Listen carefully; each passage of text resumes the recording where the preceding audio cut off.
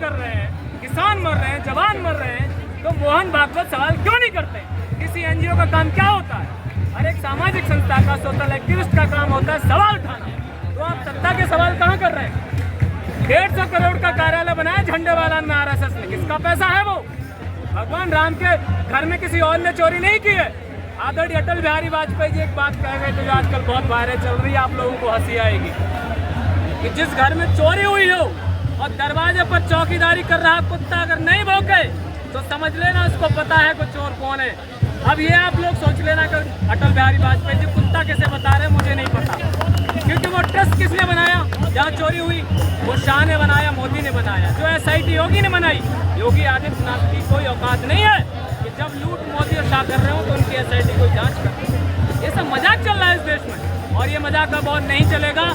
आप सबके माध्यम से मैं देश के एक एक जवान को मैं ये अपील करना चाहूँगा कि 20 तारीख को आप सभी लोग दिल्ली आइए, दिल्ली कूच कीजिए और संसद भवन की तरफ हम गांधीवादी तरीके से पीसफुल प्रोटेस्ट करेंगे। बड़े भाग्यशाली हैं कि हमारा प्रतिनिधित्व इस देश के सबसे बड़े देशभक्त आदरणीय सोनम वांगचुक जी कर रहे हैं। ये बड़े गर्व की बात है। आप देखिए, अगर सोनम वांगचुक किसी और देश में पैदा हुए होते, शायद अमेरिका या अफ्रीकन यूरोपियन कंट्रीज में, तो उनको सिर पर उठा के लेके घूमती वहाँ की सरकारें, न जाने क्या क्या पुरस्कार देते और उनको कोई पुरस्कार की नहीं है।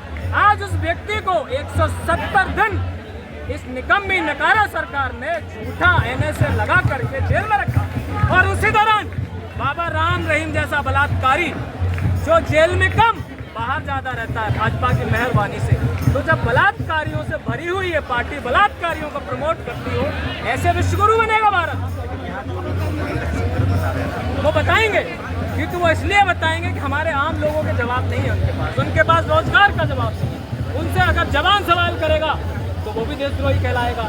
अगर ITBP का जवान अमरनाथ में ड्यूटी दे रहा है और वो पूछ रहा है योगी से कि योगी बाबा तुमने कौन सी भांग पी करके मेरे घर पे कौशाम्बी में बुलडोजर भेजा?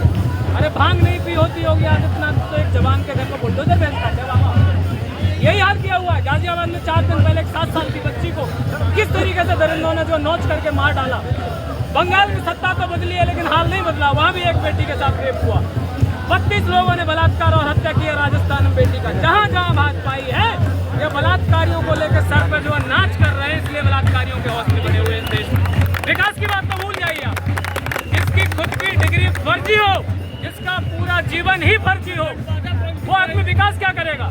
वो इन बच्चों का दर्द नहीं समझेगा। लेकिन अब युवा भी एक हो गया, आप देख रहे हैं दिन रात आप यहाँ आ रहे हैं, देश के कोने कोने से लोग जुड़ रहे हैं और ये कारवां जुड़ेगा, ये क्रांति आगे बढ़ेगी। इस सत्ता को भागना होगा, इनको यहाँ से पलायन करना होगा। सुना है कि अदानी ने इनके लिए एक जो है कोई द्वीप बाहर आइलैंड खरीद लिया है, लेकिन मैं मोदी जी को ये बताना चाहूँगा जितनी जल्दी हो सके इस निकम्मे शिक्षा मंत्री का इस्तीफा करा लीजिए, वरना दूर नहीं है वो दिन जब देश का एक एक व्यक्ति आपका इस्तीफा मांगेगा। और माफ कीजिएगा, आप कहते हैं कि मैं तो फकीर हूँ, झोला लेके भागूंगा, नहीं, झोला उल्टा करवाया जाएगा और पूछा जाएगा PM केयर्स का फंड कहाँ गया, ये भी पूछा जाएगा, तब आपको बाहर जाना दिया जाएगा। तो मोदी जी, अगर आप अपनी खैरियत चाहते हैं तो मन की बकवास बातें मत करिए, जन के काम की बातें कीजिए। जिस प्रधानमंत्री को मन की बात की बजाय जनता के जन की बात करनी चाहिए थी, परीक्षा की बात की जगह परीक्षा लीक पर चर्चा करनी चाहिए थी, वो आदमी मन की बात पर कहानियां सुना रहा है, मजाक चल रहा है। आपको स्टोरी टेलर बना करके प्रधानमंत्री बनाया इस देश में। अरे आप प्रधानमंत्री हो, कुछ तो कर्मा कीजिए अपने पद की, और विदेश मंत्रालय पर ताला लगा दीजिए। भाई विदेश मंत्री का काम क्या होता है? जब आदरणीय सुषमा स्वराज थी तो लास्ट टाइम ये लगता था कि देश की कोई विदेश मंत्री है।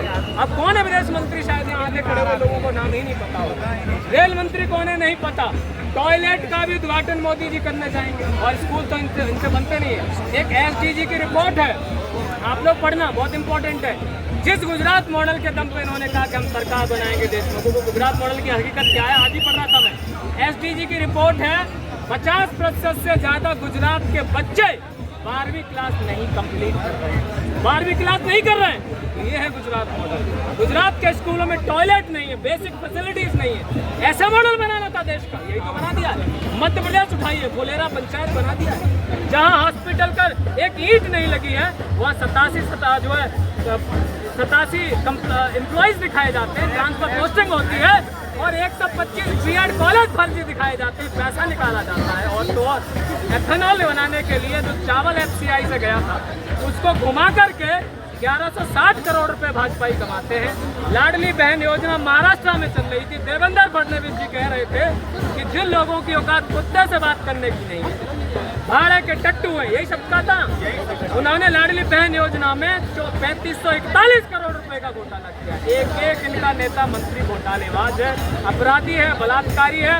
अंत में यही बात कहूंगा, भारतीय जनता पार्टी नहीं है। इसको भारतीय जनता पार्टी कहना बंद कीजिए। ये गवारों से, जाहिलों से भरी हुई बलात्कारी जाहिल पार्टी है। ठीक है, बलात्कारी।